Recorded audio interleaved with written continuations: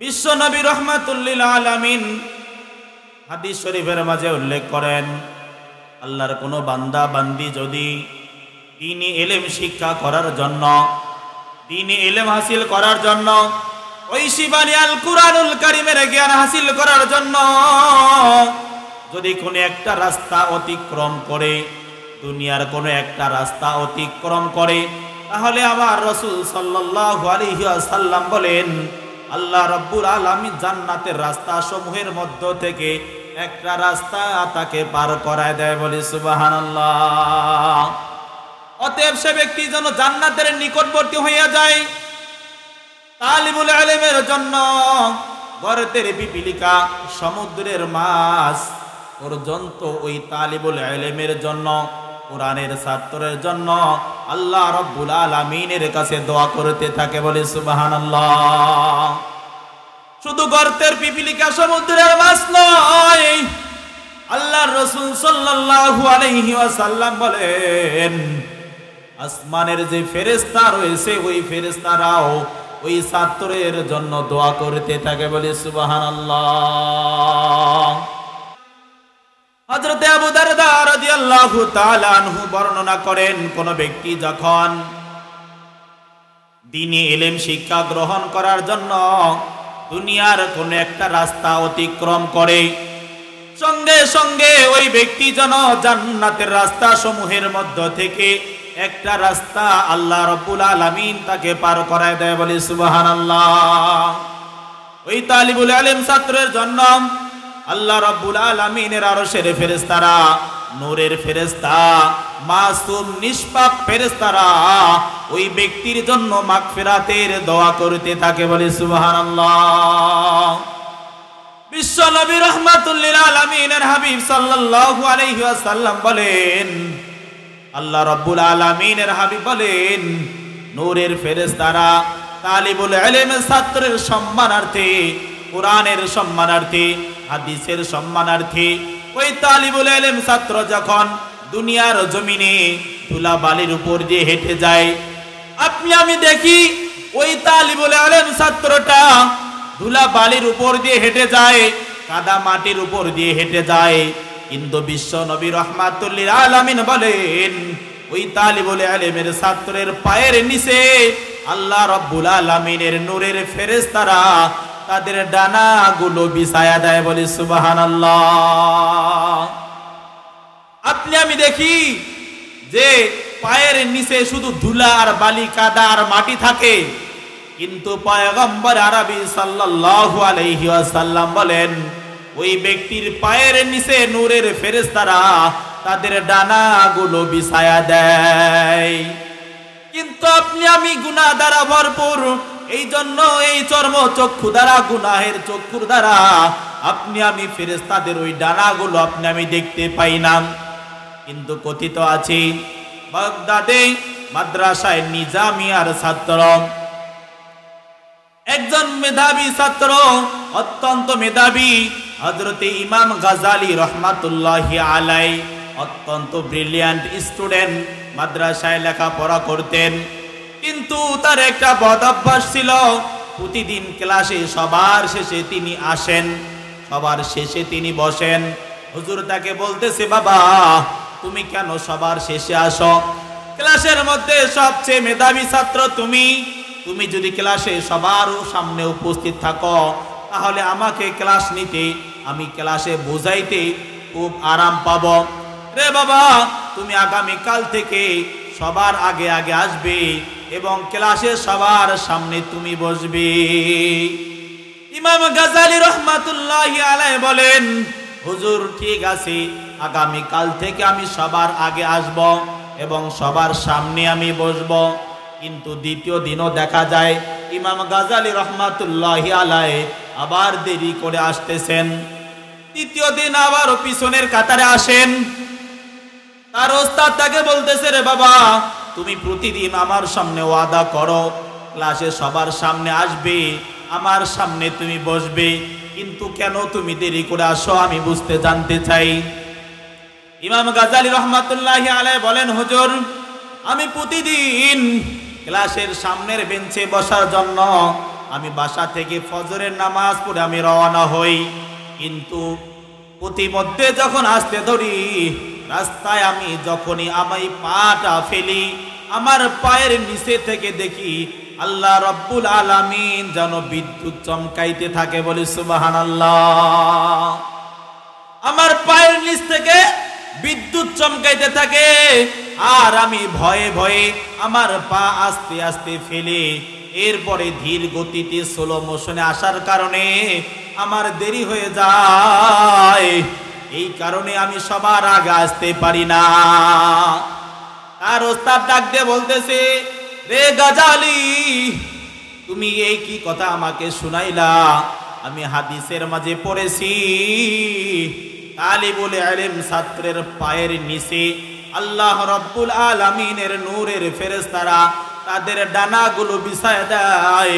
আজকে আল্লাহ তাআলা তোমাকে স্বচক্ষে দেখিয়েছে, নূরের ফেরেশতার ডানার উপরে যখন তোমার পা যখন তার উপরে পড়ে সঙ্গে সঙ্গে নূরের ফেরেশতার ডানাগুলো চমকাইতে থাকে, বলি সুবহানাল্লাহ। এজন্য সম্মানিত ভাইরা আমার, আপনার আমার আদরের সন্তানকে যদি দ্বীনি শিক্ষায় শিক্ষিত করি, কোরআনী শিক্ষায় শিক্ষিত করি, আপনার আমার সন্তান দুনিয়ার জমিনে যখন হেঁটে যায়, কোন কবরস্থানের পাশ দিয়ে যখন হেঁটে যায়, আপনি আমিও হেঁটে যাই আর তালিবুল ইলম ছাত্র হেঁটে যায়, কিন্তু আপনার আমার ওসিলায় ওই কবরের আযাব মাফ হয় না। বিশ্ব নবী রাহমাতুল লিল আলামিন বলেন, তালিবুল ইলম ছাত্র যখন কোন কবরস্থানের পাশ দিয়ে হেঁটে যায়, আমার আল্লাহ রাব্বুল আলামিন ওই কবরের আযাব 40 দিনের জন্য মাফ করে দেয়। আপনার আমার সন্তান যখন কোন একটা কবরস্থানের পাশ দিয়ে হেঁটে যাবে, ওই সন্তানের ওসিলায় আল্লাহ তাআলা ওই কবরের আযাব আল্লাহ রাব্বুল আলামিন মাফ করে দিবেন, বলি সুবহানাল্লাহ। আপনার আমার এই সন্তানকে যদি দ্বীনি শিক্ষায় শিক্ষিত করি, হাফেজে কুরআন বানাইতে পারি, হক্কানি রব্বানি আলেম বানাইতে পারি, আপনার আমার এই সন্তান যদি কোরআন অনুযায়ী তার বাস্তব জীবন পরিচালিত করে, তার ব্যক্তিগত জীবন, পারিবারিক জীবন, রাষ্ট্রীয় জীবন আর আন্তর্জাতিক জীবন যদি কোরআন সুন্নাহ অনুযায়ী পরিচালিত করে, তাহলে আমার রাসূল সাল্লাল্লাহু আলাইহি ওয়াসাল্লাম বলেন, আল্লাহ রাব্বুল আলামিন ওই ব্যক্তিকে জান্নাতুল ফেরদাউস দান করবেন, বলি সুবহানাল্লাহ। বিশ্ব নবী রাহমাতুল লিল আলামিন বলেন, মান ক্বারাআল কুরআন ফাস্তাজহারাহু ফাহাল্লা হালালাহু ওয়া হাররামা হারামাহু আদখালাহুল্লাহুল জান্নাহ। বিশ্ব নবী রাহমাতুল লিল আলামিন বলেন, কোন ব্যক্তি যদি হাফেজে কুরআন হয়, আলেম হয় এবং কুরআনের হালালকে হালাল জেনে হারামকে হারাম জেনে, কোরআনের হালালকে হালাল হারামকে হারাম জেনে পার্থক্য করে যদি তার ব্যক্তিগত জীবন যদি পরিচালিত করে, আমার আল্লাহ খুশি হইয়া তাকে জান্নাতুল ফেরদাউস দান করবেন, বলি সুবহানাল্লাহ। হাসরের ময়দানে আল্লাহ রাব্বুল আলামিন তাকে বলবেন, ইকরা ওয়ারতাকি ওয়ারাতিল কামা কুনতা তুরাতিলু ফিদ দুনিয়া ফাইন্না মানজালাকা ইনদা আখিরি আয়াতিন তাকরাউহা। হাসরের ময়দানে আল্লাহ রাব্বুল আলামিন বলবেন, রে বান্দা, দুনিয়ায় যেমনি ভাবে তার তিলের সহিত সহি শুদ্ধভাবে বিশুদ্ধভাবে যেমনি ভাবে আমার কালামুল্লাহ শরীফ তুমি তেলাওয়াত করেছিলে, আজকে হাসরের ময়দানে অনুরূপ ভাবে তুমি তার তিলের সঙ্গে কুরআনুল কারীমের তেলাওয়াত করো, একটা একটা করে কোরআনের আয়াত তুমি পড়তে থাকো, আর আমার জান্নাতের একটা একটা করে তালায় তুমি চড়তে থাকো, বলি সুবহানাল্লাহ। হাফেজে কুরআন একটা একটা আয়াত পড়বে আর জান্নাতের একটা একটা তালায় চড়তে থাকবে। দুনিয়ায় আপনি আমি কত তালা পর্যন্ত দেখেছি?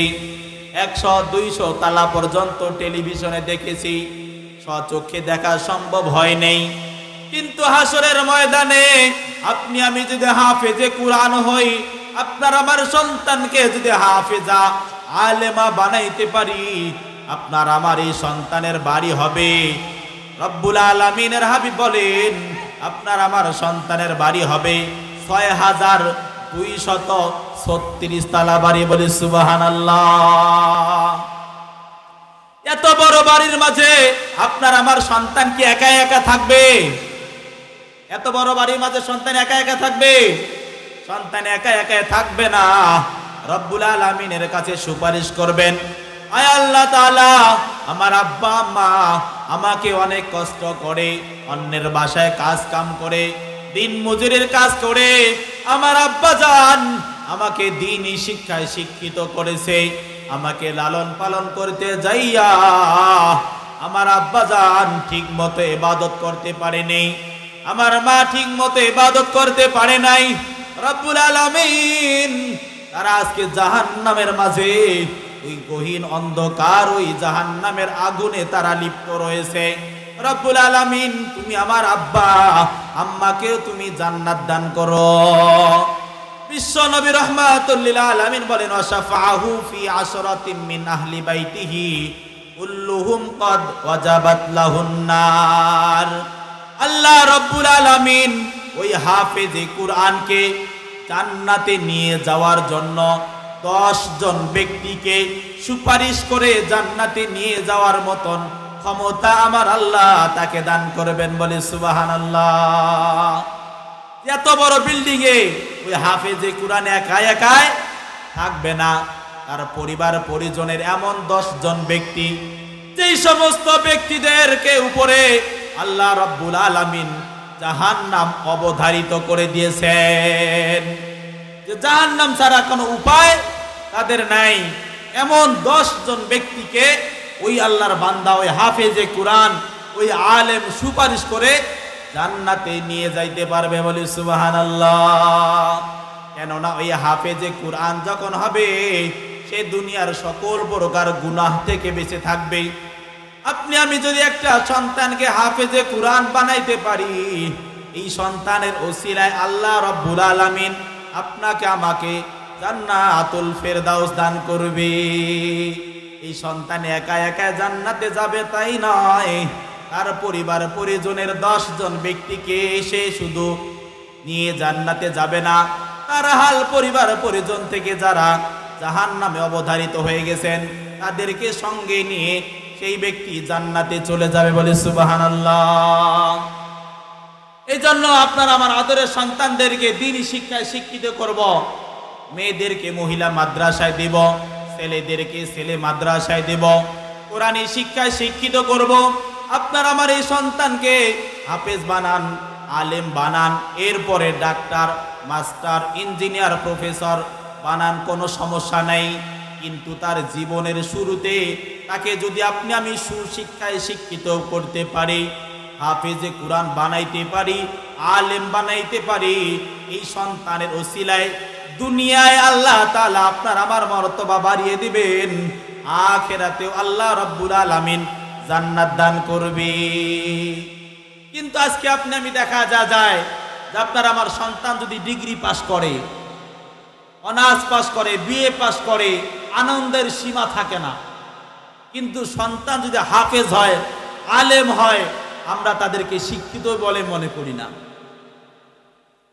অথচ আপনি আমি বাংলায় এমএ পাস করাইলাম, ইংরেজিতে অনার্স মাস্টার্স কমপ্লিট করাইলাম, এত শিক্ষায় শিক্ষিত করে কি লাভ হইল? আপনার আমার মৃত্যুর পর ওই সন্তান, এমন সন্তান আপনি আমি দুনিয়ায় রেখে গেলাম, যেই সন্তান আপনার আমার গোসলটাও করাইতে পারে না। এমন সন্তান রেখে গেলাম, যেই সন্তান আপনার আমার মৃত্যুর পর আপনার আমার শরীরের মাঝে নিজ হাতে কাফনের কাফনটাও পরাইতে পারে না। সর্বশেষ যে জানাজার দোয়া বা জানাজার নামাজ, সেই নামাজটাও আপনার আমার সন্তান পড়াইতে পারে না। অথচ বিএসসি মাস্টার বানাইলেন, ডক্টর বানাইলেন, ডাক্তার বানাইলেন, অথচ এমন একটা সন্তান রেখে গেলেন যেই সন্তান আপনার কবরের পাশে যাইয়া দুহাত তুলে বাবার জন্য মায়ের জন্য দোয়া করবে, এমন ক্ষমতা ওই সন্তানের নাই। অথচ আপনি আমি যদি একটা সন্তানকে হাফেজ বানাই, আলেম বানাই, এই সন্তান কারো অপেক্ষায় থাকবে না। আপনার আমার মৃত্যুর সঙ্গে সঙ্গে ওই সন্তান নিজ হাতে বাবার দাফন করবে, নিজ হাতে বাবার গোসল করাবে, নিজ হাতে মায়ের বাবার কাফনটা পরাবে, নিজ হাতে কবরের মাঝে শুইয়ে ওই সন্তান নিজে দোয়া পড়বে, বিসমিল্লাহি ওয়া আলা মিল্লাতি রাসূলিল্লাহ। সন্তান কি পড়বে? বিসমিল্লাহি ওয়া আলা মিল্লাতি রাসূলিল্লাহ। আল্লাহর নামে রসুলের গাড়িতে আমার আব্বা জানকে উঠাই দিলাম। আয় আল্লাহ, তুমি আমার আব্বা আম্মার হিসাবটাকে সহজ করে দাও। এই সন্তান যখন কবরের পাশে দাঁড়িয়ে আপনার আমার জন্য চোখের পানি ফেলে রব্বুল আলামিনের কাছে দোয়া করবে, রব্বুল আলামিন তোমার শিখানো দোয়া তোমার কাছে বলতেছি, রব্বির হামহুমা কামা রব্বায়ানি সগীরা। আয় রব্বুল আলামিন, আমার আব্বা আম্মা শৈশবকালে আমাকে যেমনি ভাবে স্নেহের কোলে আমাকে তার কুদরতি কদমে লালন পালন করেছে, আয় আমার রব, তুমি আমার আব্বা আম্মাকে তোমার রহমতের কোলে তুমি লালন পালন করো। পয়গম্বর আরবি সাল্লাল্লাহু আলাইহি ওয়াসাল্লাম বলেন, এমনি ভাবে আপনার আমার আদরের সন্তান যখন আল্লাহ রব্বুল আলামিনের কাছে কাকুতি মিনতি করে আল্লাহ তাআলার কাছে দোয়া করবে, আল্লাহ রব্বুল আলামিনের হাবিব বলেন, সন্তানের চোখের পানি নাকের ডগা পার হওয়ার পূর্বে আমার আল্লাহ তার দোয়াকে কবুল করে নেবেন। বলে সুবহানাল্লাহ।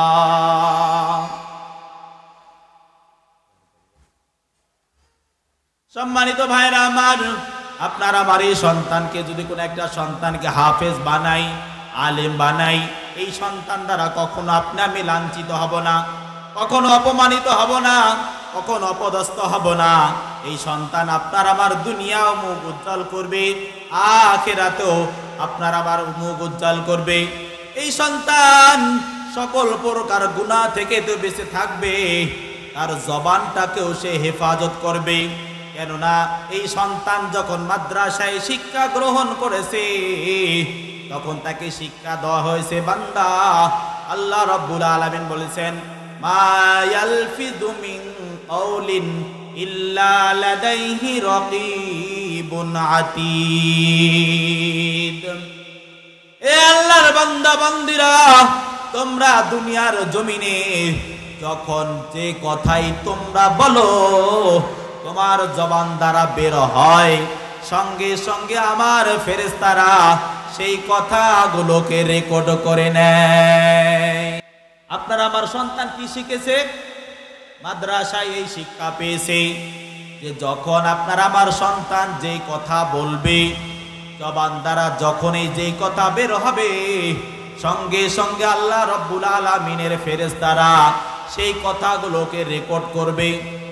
এই ভয়টা যদি কারো দিলের মাঝে থাকে, তাহলে দুনিয়ার জমিনে আদনা থেকে আদনা, ছোট্ট থেকে ছোট্ট গুনাহ করা ওই ব্যক্তির পক্ষে কখনোই সম্ভব হবে না। কেননা ওই বান্দা জানে যে আমি যে কথাটাই বলবো আমার আল্লাহ সঙ্গে সঙ্গে সেই কথাটা রেকর্ড করবে। হাসরের ময়দানে এই রেকর্ডটা আমাকে শোনানো হবে।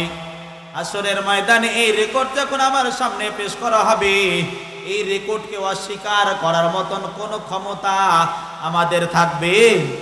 কোনো ক্ষমতা আমাদের থাকবে না। কেননা আজকে দুনিয়ার জাগতিক দোকানগুলোতে আপনি আমি যদি দেখি, বড় বড় দোকানে সিসি ক্যামেরা লাগানো থাকে। বড় বড় দোকানে কি লাগা থাকে? সিসি ক্যামেরা লাগানো থাকে। আর এই সিসি ক্যামেরা যেই দোকানে লাগা থাকে, এই দোকানে কি উদ্দেশ্যে লাগায়?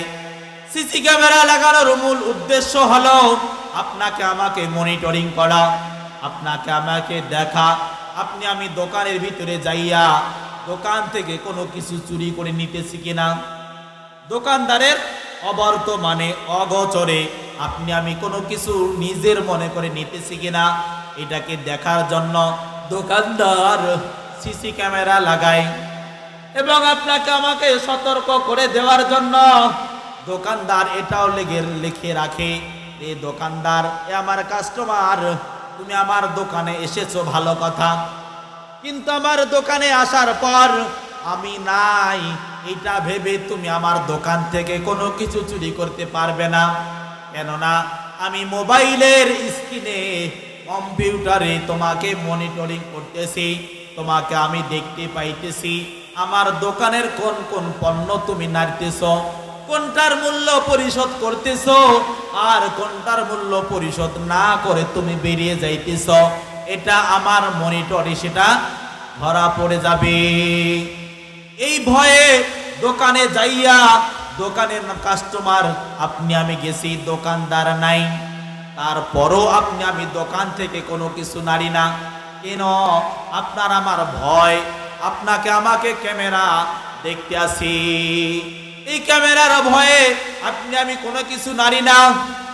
কিন্তু এতটুকু তাকওয়া, এতটুকু ভয়, আল্লাহ রব্বুল আলামিনের ভয় যদি আপনার আমার দিলের মাঝে থাকতো, রে আল্লাহর বান্দা বান্দিরা, আল্লাহ তাআলা বলছেন মা ইয়ালফিযু মিন কওলিন ইল্লা লাদাইহি রাকীবুন আতীদ। যে বান্দা তুমি যে কথাই বলতেছো, সঙ্গে সঙ্গে আমার ফেরেশতারা সেই কথা রেকর্ড করতেছে। এই ভয় যদি কারো অন্তরের মাঝে থাকতো, তাহলে দুনিয়ায় চুরি ডাকাতি করা, মিথ্যা কথা বলা, অন্যের নামে মিথ্যা সাক্ষ্য দেওয়া আমাদের পক্ষে সম্ভব হইতো না। আল্লাহ রাসূল সাল্লাল্লাহু আলাইহি ওয়াসাল্লাম হযরত আবু হুরায়রা রাদিয়াল্লাহু তাআলা আনহু বর্ণনা করেন, বিশ্ব নবী রাহমাতুল লিল আলামিন বলেছেন, হাসরের ময়দানে আল্লাহ রাব্বুল আলামিনের হাবিব পয়গম্বর আরবি সাল্লাল্লাহু আলাইহি ওয়াসাল্লাম সাহাবীদেরকে বলতেছেন, রে আমার সাহাবীরা, বলো তো সবচেয়ে দরিদ্র ব্যক্তি কে, সবচেয়ে গরিব কে? সাহাবীরা উত্তর দিতেছেন, ইয়া রাসূলুল্লাহি সাল্লাল্লাহু আলাইহি ওয়াসাল্লাম, সবচেয়ে গরিব, সবচেয়ে দরিদ্র ওই ব্যক্তি যে দিন আনে দিন খায়, অথবা এক বেলা খায় আর এক বেলা না খেয়ে থাকে, এই হচ্ছে সবচেয়ে গরিব ব্যক্তি, সবচেয়ে দরিদ্র ব্যক্তি এই। আল্লাহ রাসূল সাল্লাল্লাহু আলাইহি ওয়াসাল্লাম বলেন, আমার সাহাবীরা, সবচেয়ে দরিদ্র সে যে ব্যক্তি হাসরের ময়দানে আল্লাহ রব্বুল আলামিনের সামনে নামাজের সওয়াব, রোজার সওয়াব, হজের সওয়াব, যাকাতের সওয়াব, দান সদকার সওয়াবের পাহাড় নিয়ে হাসরের ময়দানে উপস্থিত হবে, কিন্তু তার সমস্ত আমল আল্লাহ রব্বুল আলামিন বরবাদ করে দিবেন। বরবাদ করে দেওয়ার কারণ হলো সে তার জবান দ্বারা অন্যের গীবত করেছে, মিথ্যা সাক্ষ্য দিয়েছে, তার জবান দ্বারা কাউকে কষ্ট দিয়েছে, এই জবান দ্বারা কাউকে গালি দিয়েছে, এই জবান দ্বারা ফাহেসা কথা বলেছে, এই জবান দ্বারা মানুষের হক সে বান্দা মেরে খেয়েছে। অন্যের হক মেরে খাওয়ার কারণে, মিথ্যা কথা বলার কারণে, মিথ্যা সাক্ষ্য দেওয়ার কারণে এই পাওনাদাররা হাসরের ময়দানে উপস্থিত হবে। উপস্থিত হয়ে আল্লাহ রব্বুল আলামিনের সামনে পেশ করবে রব্বুল আলামিন, এই বান্দার কারণে, এই বান্দার মিথ্যা সাক্ষ্য দেওয়ার কারণে আমায় অনেক দিন আমি জেল খেটেছি, আমার ফাঁসির রায় হয়েছিল, আয় রব্বুল আলামিন আমি তার বিচার চাই। আল্লাহ রব্বুল আলামিন তার সওয়াব থেকে, তার আমল থেকে, তার নেক আমল থেকে ওই ব্যক্তিকে আল্লাহ রব্বুল আলামিন কিছু সওয়াব রব্বুল আলামিন দিয়ে দিবেন। এমনি ভাবে পাওনাদারদের পাওনাগুলো পরিশোধ করতে করতে দেখা যাবে তার সমস্ত সওয়াবগুলো, সমস্ত নেকিগুলো সব শেষ হয়ে যাবে, কিন্তু পাওনাদার এখনো বাকি রয়েছেন, পাওনাদার বাকি রয়েছেন, কিন্তু তার আমল তো আর নাই। কি করা যায়? আল্লাহ রাব্বুল আলামিন এবার করবেন ওই পাওনাদারদের গুনাহগুলো ওই ব্যক্তির আমল নামার মাঝে চাপিয়ে দিবেন। এরপরে দেখা যায় তার সমস্ত আমলগুলো বরবাদ হয়ে গেছে, পাপের আধিক্যের কারণে পাপের পাহাড় তার মাথার উপরে জমা হয়ে গেছে। উঠেছিল সওয়াবের পাহাড় নিয়ে, কিন্তু এখন সমস্ত সওয়াবগুলো বরবাদ হয়ে এখন গুনাহের পাহাড় হয়ে গেছে। আর এই গুনাহের পাহাড় হওয়ার কারণে, গুনাহের আধিক্যের কারণে আমার আল্লাহ রাব্বুল আলামিন ওই ব্যক্তিকে জাহান্নামের মাঝে নিক্ষেপ করবেন, বলে নাউজুবিল্লাহ। যে সবের পাহাড় নিয়ে এসে উপস্থিত হয়েছিল, কিন্তু সমস্ত সবগুলোকে জবান দ্বারা কষ্ট দেওয়ার কারণে সমস্ত সবগুলো আল্লাহ তাআলা বাতিল করে তাকে জাহান্নামের মাঝে নিক্ষেপ করে দিবেন, বলে নাউজুবিল্লাহ। এজন্য আল্লাহর হাবিব সাল্লাল্লাহু আলাইহি ওয়াসাল্লাম বলেন যে আমার উম্মতেরা, তোমরা যদি দুইটা বস্তুর হেফাজতের দায়িত্ব নিতে পারো। কয়টা? দুইটা বস্তু, একটা হলো জবান আর একটা হলো লজ্জাস্থান। একটা হলো জবান আর একটা লজ্জাস্থান। এই দুইটা বস্তুর যদি তোমরা হেফাজতের দায়িত্ব নিতে পারো, এই দুইটা বস্তুর যদি তোমরা অপব্যবহার না করো, এই দুইটা বস্তুকে যদি তোমরা সংরক্ষণ করো, এই দুইটা বস্তুকে যদি তোমরা হেফাজত করার দায়িত্ব নিতে পারো, আমি বিশ্ব নবী তোমাদের জান্নাতের জিম্মাদারি গ্রহণ করব, বলে সুবহানাল্লাহ। কয়টা জিনিসের জিম্মাদারি নেব? দুইটা জিনিস, একটা হলো জবান আর একটা হলো লজ্জাস্থান। অর্থাৎ এই জবান দ্বারা ফাহিশা কথা বলা যাবে না, এই জবান দ্বারা কাউকে গালি দেওয়া যাবে না, এই জবান দ্বারা অশ্লীল কথাবার্তা বলা যাবে না। এই জবানকে যদি আমি সংযতভাবে ব্যবহার করতে পারি, এই জবান দ্বারা যদি কোরআনুল কারীমের তেলাওয়াত করতে পারি, আল্লাহ রাব্বুল আলামিনের জিকির করতে পারি, সব সময় উঠতে বসতে তাসবিহ তাহলিল করতে পারি, বিশ্বনবী মুহাম্মদুর রাসূলুল্লাহ সাল্লাল্লাহু আলাইহি ওয়াসাল্লামের উপর দরুদ পাঠ করতে পারি, তাহলে আল্লাহ রাব্বুল আলামিনের হাবিব আপনার আমার জান্নাতের জিম্মাদারি গ্রহণ করবে, বলি সুবহানাল্লাহ। আর একটা হলো লজ্জাস্থান। এই লজ্জাস্থানের যদি আমি অপব্যবহার করি, এই লজ্জাস্থান দ্বারা যদি অন্যায় কাজে, পাপাচার কাজে, জেনায়ের কাজে, গুনাহের কাজে আমি যদি লিপ্ত হই, তাহলে বিশ্ব নবী রাহমাতুল লিল আলামিন বলেন আল্লাহ রাব্বুল আলামিন ওই জেনাকারকে হাসরের ময়দানে আল্লাহ রাব্বুল আলামিন তাকে জাহান্নামের মাঝে নিক্ষেপ করবে।